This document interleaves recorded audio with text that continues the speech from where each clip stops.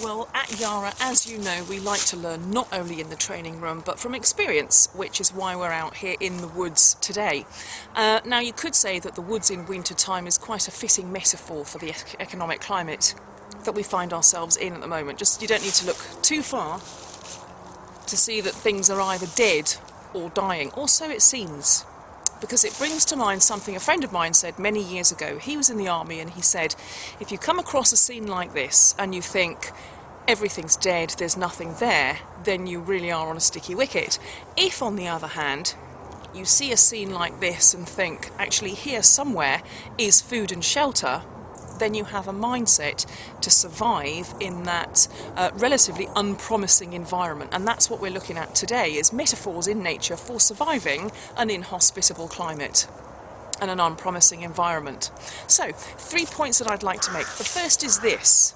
Yes, a lot of trees like this beech tree that I'm standing under are losing their leaves. There's a lot of dead debris on the ground here. However, you don't need to look too far afield to see that there is greenery around. There is a laurel bush just over there. There's a few ferns remaining on the ground here. There's some ivy on the trees over there.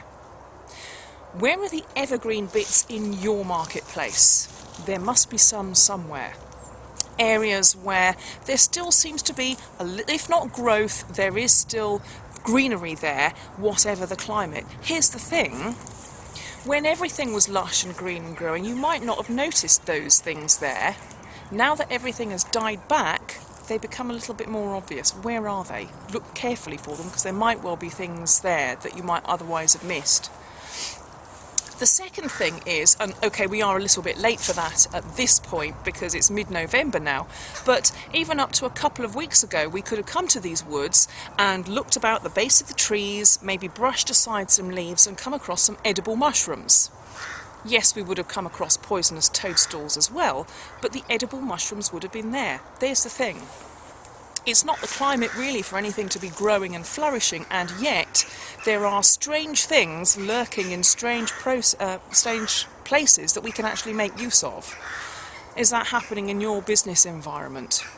Are there things that are seeming to grow up because of the economic climate, not in spite of it? Look carefully, again, there might be something there. The third point is obviously to think about what the animals are doing at this time of the year. Some of them are hibernating.